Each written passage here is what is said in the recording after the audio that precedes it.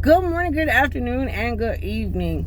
Now, I'm holding my phone because I had it on my stand and my phone overheated. So, yeah, I did a whole 12-minute video and I was almost done talking and your phone is overheating, died. Well, not died, but it stopped working. All right. Anyways, so I'm back, and I know it's been a while since you guys saw me. And I'm gonna give you guys a brief update. I try every time I do a video, I try to do like a brief update about my life and what's been going on or whatever. So back in December, right? And I've shared the story before, but if it's your first time seeing me like this, then just listen, cause I'm not gonna be long, I promise. So back in December, I got in a little car accident or whatever, and I went to the hospital and found out, that I have something what is called hydrocephalus, which is like you have fluid on your brain. So I have fluid on my brain, and because everybody that has hydrocephalus, their symptoms are different. Mine's, unfortunately, my nervous system is out of order, and by the grace of God, like the last 3-4 months, I've been working to get my stuff together, because sometimes I can't even hold stuff in my hand without dropping it, y'all. It's like really, really bad. And in the process of getting a not physical therapy, going to a chiropractor, and I'm actually trying to see about getting into a physical therapist to kind of help me get some muscles, some strength back, because I can't do anything, y'all. I can barely even walk sometimes. But yeah, so when I went to the chiropractor, we found out, well, I found out rather, that I have two dislocated discs in my spine, like right on my neck, like where your neck and your back connect to. I have one in the middle, and then I have one on my hip, where my pelvic bone meets. And I also found out that I have a dislocated pelvic bone. My left pelvic bone is dislocated as well. So yeah, just been dealing with that, trying to get to somewhat normalcy, and dealing with a lot of personal stuff in my home life, family life, work life, school life. It's just been a lot going on. So been focusing on that, and as of like the last week or so, things have kind of like smoothed out. So I'm here with another video, and yeah, I know it's been a while, so I hope all is well. Whatever time you're watching this video, I hope that your day is blessed and full of nothing but love, laughter, joy, and peace. Okay, but yeah, so today, class, we're going to talk about the trauma of peer pressure. And the reason why I want to talk about the trauma of peer pressure is because I notice a lot of people don't ever speak about like growing up around your peers and the trauma that comes with it. We always talk about parental trauma. We talk about boyfriend, girlfriend, relationship trauma. But I've never really seen anybody speak on I'm going to rephrase it. Let's call it post-traumatic peer pressure. Yeah, that's what we're going to call it. Post-traumatic peer pressure. PTPP. Right? And I was a victim of that. And the reason why I say I was, because I overcame it. And I'm going to go into details. I'm going to share my story, and then hopefully by the time I'm done talking, somebody will get the message, and it'll help you overcome some things in your life.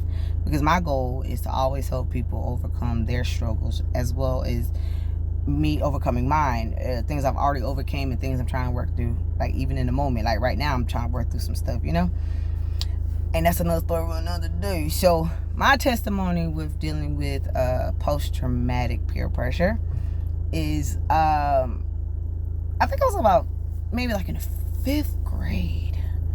I woke up one day. No lie, y'all. My mom could tell you the story. My brothers could tell you the story. My family could tell you the story, especially like my mom, because she was like the main one dealing with me with it, right? I woke up one day with spots all over my legs, like a really bad rash. And I told my mom about it. We went to the doctor. The doctors gave me this medicine. That didn't work. This didn't work. This didn't work. This didn't work. So I had to get a biopsy done, and they found out what it was. So the disease that I had is called lichen planus. It's like a fungus. It's like kind of like, think of eczema, but like wet. There's like boils, like from my breast down. I have boils all over my body. I don't know where it came from, why it came from, but it happened, right? So yeah, so I'm in the 5th grade, okay, and kids, saw it and they would pick on me. They were already picking on me because I'm light skinned. So that was if you're black, African American, born and raised in America, or grew up in America, you understand how colorism works, right? So I was dealing with a lot of colorism, okay, from my peers. And it was really rough on me, right? And so for years I would try to, like, I used to get so much crap behind it. Like, people would be like, oh, C-Spot run. They would like really, really pick up. Nobody could really bully me. Let me just be clear about that. I was never like, I think I probably got bullied like maybe in 3rd, 4th grade, but by 5th grade, I was turned up and I was fighting everybody. If I could do like this to you, you was gonna get it. You get what I'm saying? And so yeah, so I really didn't experience bullying per se, but I did like extreme bullying. But I did get teased a lot. I did by 6th grade, I had AIDS. Because of the disease that I have. It's not even contagious. You can't touch me and get it. You can't lay with me and get it, right? So yeah, I had AIDS by the time I was in the 6th grade because of the thing. Then on top of that, I was dealing with a lot of people, saying I was a hoe, so I was sleeping around and all this stuff, right? Whether it's true or not, doesn't matter. It already, whatever happened. I'm 37. You know what I'm saying? So, real grown, right? And so growing up, from I'm gonna say 5th grade all the way to 9th grade, I deal with a lot of bullying. I'm just gonna use bullying, to the point where I attempted suicide twice. Once when I was 13 and again when I was 16, because of the amount of hearsay that was happening. Friends were, people that were my friends stopped talking to me because they heard this and they heard that, and or they were talking about me and telling my business to other people or lying on me. Majority of the time it was lies, and so I dealt with a lot of trauma from peer pressure when it came to having sex, when it came to drugs, when it came to partying, when it came to just growing up. And I'm quite sure a lot of people have gone through that, and it's a tough thing to talk about, but I'm gonna try to keep it sweet and short as possible, y'all. But I noticed that for me especially, as I got older, so like late teens, early 20s, I would hear those voices of the people that used to be mean to me, like the teachers, the kids, the adults in my life, not my mom though. My mom's a real nigga, and my dad too. He was cool. You know what I'm saying? We didn't have the closest relationship. I didn't really grow up with my dad, but my dad never was mean to me when I came around, or we communicated, or he came around. Rephrase that. When we hung with each other, or even when I was an adult, and the communication I would have with my father was always pleasant. And like, he was aggravating, just like my mama aggravating, but they love me, so they But anyway, so, and my brothers too. My brothers was pretty cool. Oh, somebody called me. But yeah, so I just dealt with a lot from the outside world, and because I dealt with a lot from the outside world, I came home. I used to be home a lot because even to the point where I would purposely get suspended from school because I got tired of being teased, y'all. I got tired of being disrespected by my male peers and my female peers, my peer groups. Even people that I've shared secrets with, they shared secrets with me. I got tired. And I'm rambling a little bit because I got distracted. So I'm gonna get back to it. But yeah, so I just dealt with a lot of trauma from peers. Friends being like, so-called friends being like, you're pretty but you ain't got no booty. Like, you chubby, you need to lose weight. Oh, you need to do something with your hair. Like, it was like somebody always had always had something to say about me, about my appearance or how I carried myself. And I'm like, where is this coming from? Like, why would you walk up to somebody, when I had a little disease on my legs, kids would be like, C-Spot run. Like, why would you walk up to me and say that and I'm over here chilling? You get what I'm saying? So because of the peer pressure that I went through and the peer trauma that I went through, By the time I was in the 7th grade, I became a menace to society, to everyone, teachers, principals. It didn't matter who you were. Even my mom, I used to give my mom hell. I used to give all my elders. I think the only elder that I did not give hell to was my grandmothers. They were the only two, because they were so nice to me and they treated me really well. My mom did too, but I think I couldn't really express myself in a proper manner, so I would take a lot of frustration out on my mom. Now, granted, Stella did what she had to do, so yeah, that's all I'm gonna say about that. I grew up in a black household, but mama didn't play that, so yeah, right? Anyway, so I think I was probably about 20 something. This is like when I started going to therapy, when I realized that the internal monologue that I was having about like self-hate that I was going through was the voices of the people who were mistreating me in my youth. Were the kids who would say, oh, you fat, you ain't got no booty. So I was in the mirror trying to like lose weight, trying to do this, trying to do that. Like, you know, like by the time I was like 16, 17, I really hated myself. And I hated myself so much that I devalued who I was as a person and allowed people and situations to take hold of me, right? So by the time I get 24, 25, like my mid-20s, I realized that, again, the internal monologue, like, oh, you're ugly, oh, you're fat, oh, you're this, oh, you're that, came from the voices of my peers.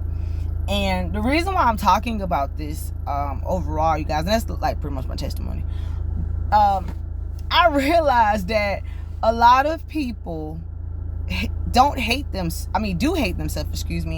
and don't love themselves, is because of the internal monologue from the voices of the people who mistreated them while they were children.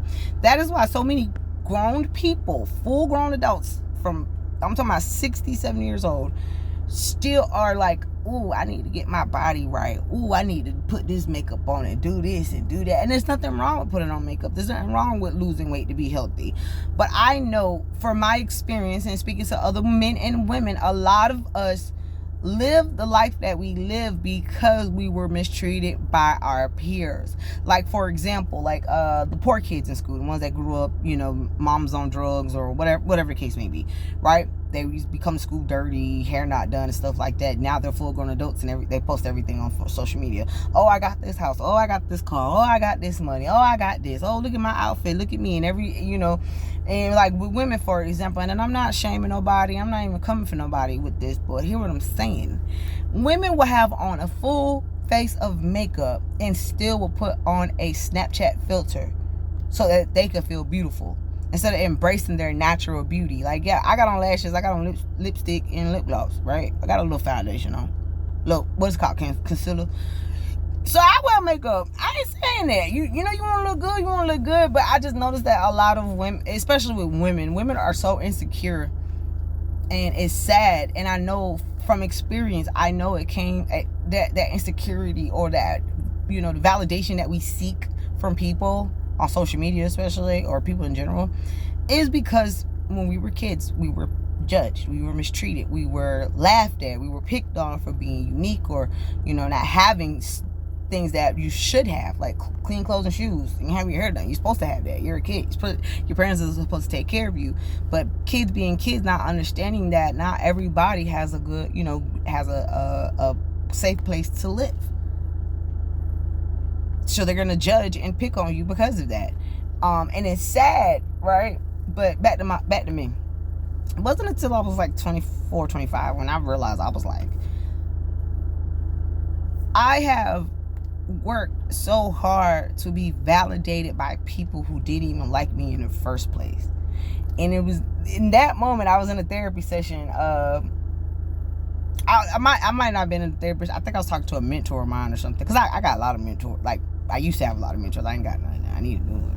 But yeah, I was talking to a mentor of mine, and it hit me. We were having a conversation about, like, I was like, I want to lose weight, and, you know, I'm tired of everybody calling me fat and picking on me, and I'm trying, and I'm taking medicine, I'm doing this, I'm working out, I can't lose weight, you know, I'm just going through it.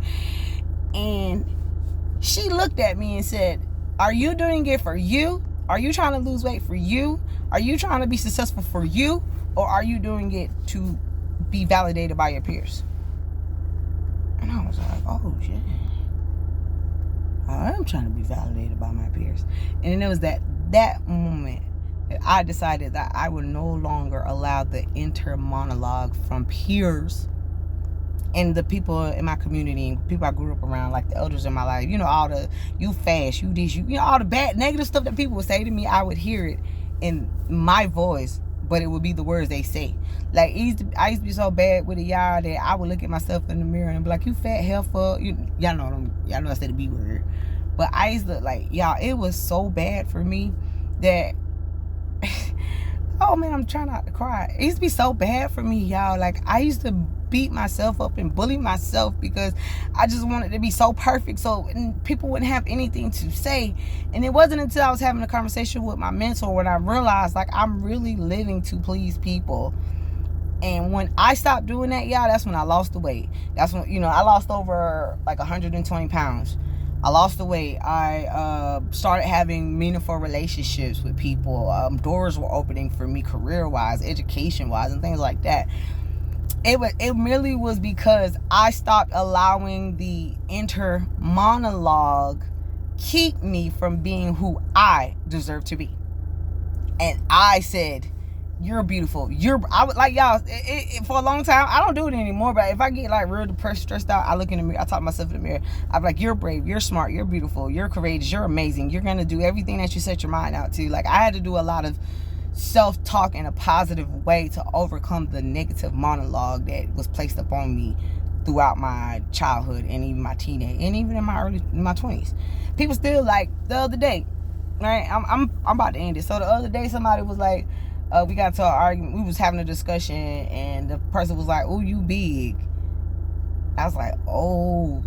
See, the old me, when somebody call me fat or bad body, which I don't have a bad body. I'm just, I got a stomach, and I can't help that, right? And I mean, I can, but it's a whole nother story for a whole nother day, right? So the young lady said what she said, and I was like, that used to hurt me when people call me big. And what was crazy, when people first started calling me big, I wasn't even big at all. I just wasn't super skinny, but I never was big. I just started getting like a big girl until I was like 22, 23. And that's because I was stressed out. I was going through a lot of things, a lot of hormone changes and things like that. People saying things about my weight or how I look used to bother me. And when people do that to me as a grown woman, I realize, like, nah, but shawty, you trying to insult me about something that I could fix, but hey, what about you? That I'm the bad guy. So, anyways, I'm rambling. So I said all that to say this, y'all. It's very important that if you're looking at me right now and you have inner monologue, negative stuff like you're not going to be successful, you're not this, you're not that, you're no good, whatever, whatever the enemy uses to keep you from being confident in who you are and confident in what you want to do with yourself, learn how to have a positive vocal outward vote in the mirror. That's what I do. I look in the mirror. And that kind of helped me, like, die. It allowed the negative inner monologue to die down immensely. Is that instead of saying in my mind, oh, you need to change your outfit, I say it in the mirror, girl, you look good in that outfit. Lift your titties up a little bit. You know what I'm saying? Put you on the girdle so you have, you know what I'm saying? Like, I know that was weird, but you get what I'm saying? Like, I have gotten to a place where I don't allow negative monologue and people who say things to me hurt me, because I look at myself in the mirror every day and I know I'm beautiful. I know I'm brave. I know I'm smart. I know I'm amazing. I know I'm going to be a good mother one day. I know I'm going to be a great wife one day. I know I'm going to be a successful business owner one day. I am going to be completely healthy from the top of my head to the soles of my feet. I will lose more weight. I will, you know what I'm saying? Like, I had to learn how to speak life into myself. Like that song say, encourage yourself, speak over yourself, and trust in the Lord. I took that to heart. And when I tell y'all I'm the most finest, fattest heifer you ever want to see, the most richest and bossed up chick you ever want to see, even though it really ain't happening, but I believe it's happening. And that's the point. That's why I love crazy people who be walking around dressed crazy or whatever, because they are some of the most confident people, and they are some of the people that love themselves the most. Yeah, you get what I'm saying? Even though they benching green, you know, they love themselves enough to not even care about what people think. And that's the message I have for you. Stop allowing the inner monologue from post-traumatic peer pressure stop you from being who you want to be. And change how you look at yourself and how you speak to yourself. And watch how much your life will transform anyways.